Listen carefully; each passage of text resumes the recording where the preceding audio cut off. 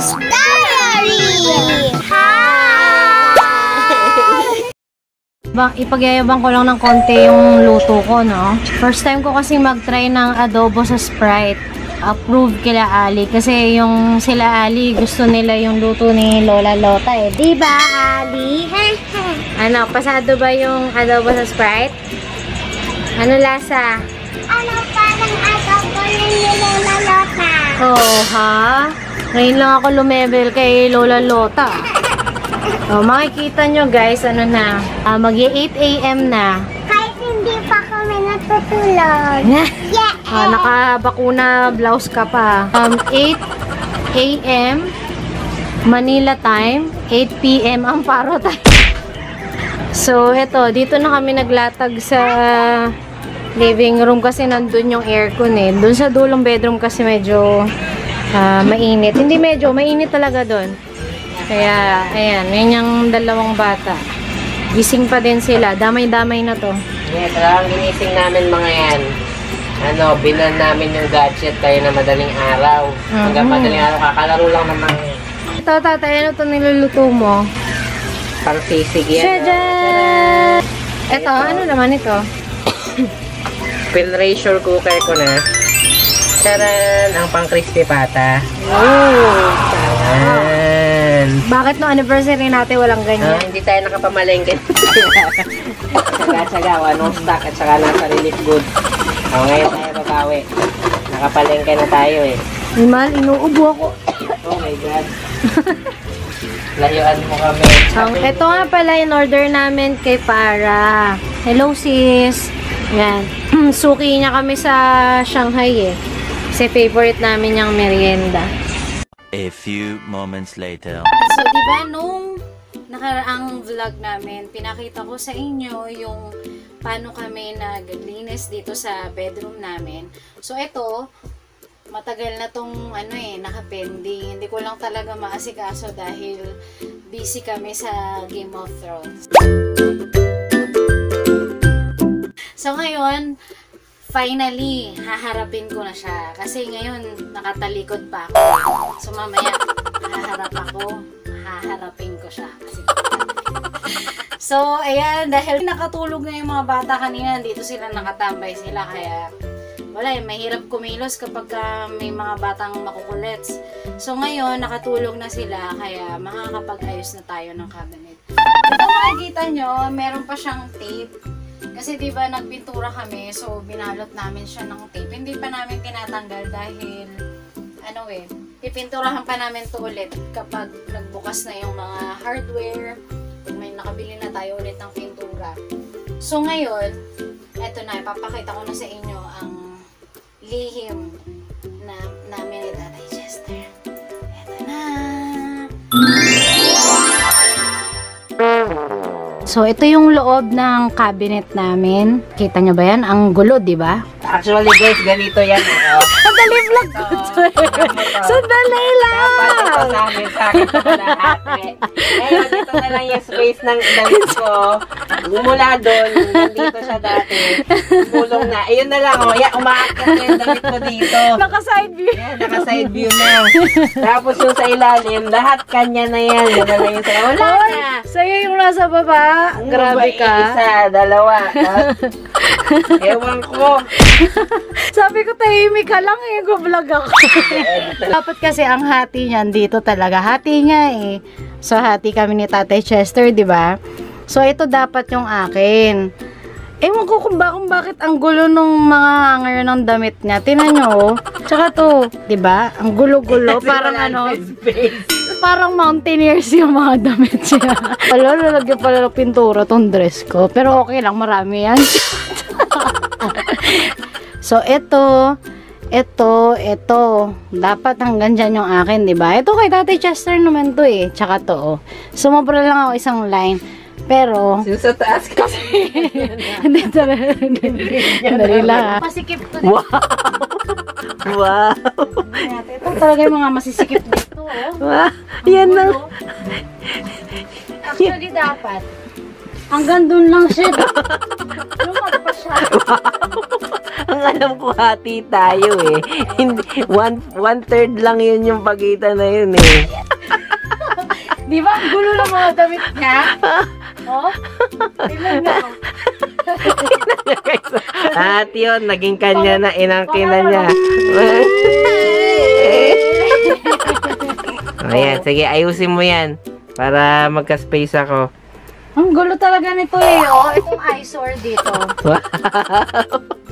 Hindi ko na nga guys mapag-iwala yung short, yung panlakad ko. Kasi isang linya na lang ako nun eh. O kaya nga ayusin eh. Ayusin na, mag-is ka. Ikaw mag-vlog dyan.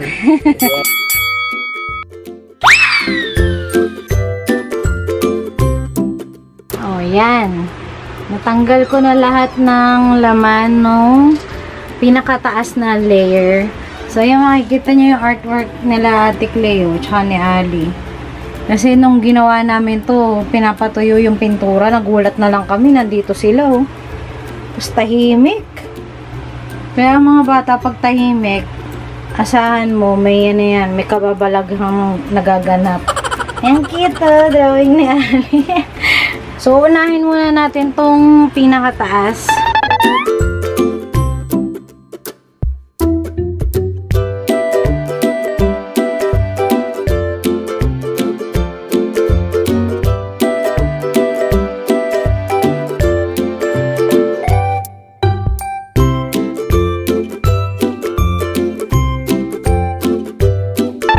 So, yan, habang nag-ayos ako ng ng maong ko, nakita ko to kasi iniipon ko yung mga letter sa akin nila tatay, ni Ate Clay, ni Ali. Ayan, ang dami. Pati mga notes nila.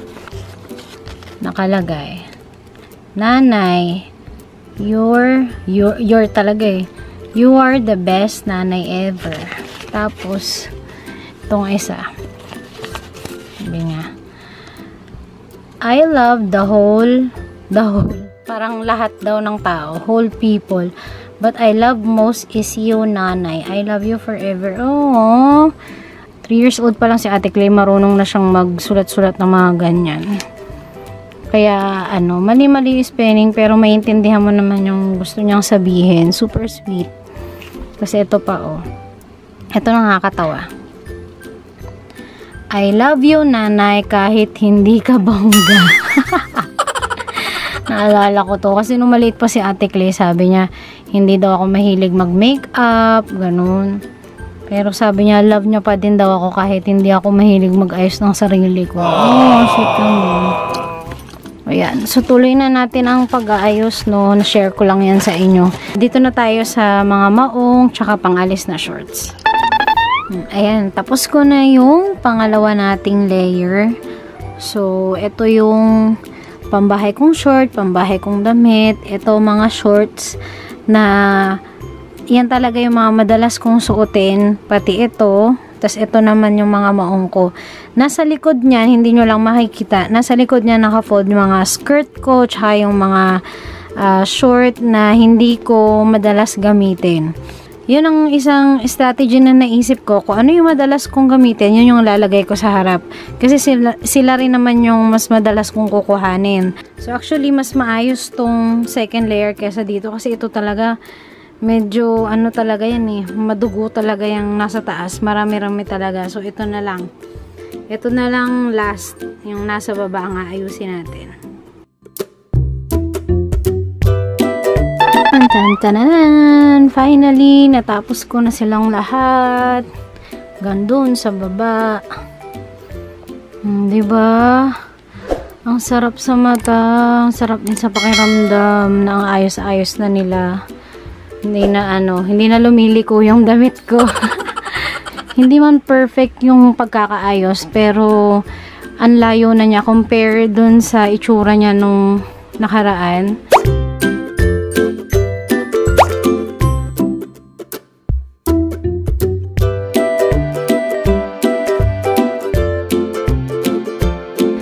Tapos na-discover ko na ang laki pa pala ng space dun sa pinakababa. Kaya damit niya dito, nailipat ko pa dun sa baba. Pati yung shorts niya, pantalon niya, yung mga pamasok niyang pants. Ayan. So, maayos na silang lahat. Ang sarap lang tingnan. Tsaka pwede na siyang isara. Try natin.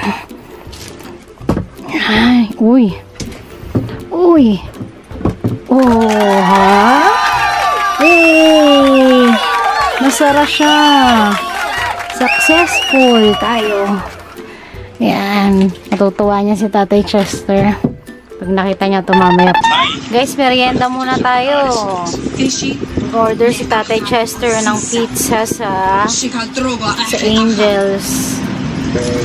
Angel's Burger, Angel's Pizza. Ito pa pala isang pizza guys ko. Spinach pizza. Habang nanonood ng GOT. Perfect. Kain tayo guys. Ayan, ang aming bonggang-bonggang dinner. Oh ha. Luto ni Tatay Chester yan. Sarap yan. Tapos itong sausawan, yan, gawa niya rin yan. Sarap din yan. Tapos itong kanin, yan, masarap din yan. Galing sa baranggayan. Okay guys, kain tayo. Shout out kay Kurt Castillon at kay Kay Mendres. So, ayan lang guys. Salamat sa inyong panonood. Salamat sa pagsama sa akin na mag-ayos na aming cabinet. And I hope na safe kayong lahat. Ingat kayo ha. Ingat kayo guys. And stay safe and stay at home. Thank you and God bless you. Hope to see you on our next video. Bye-bye!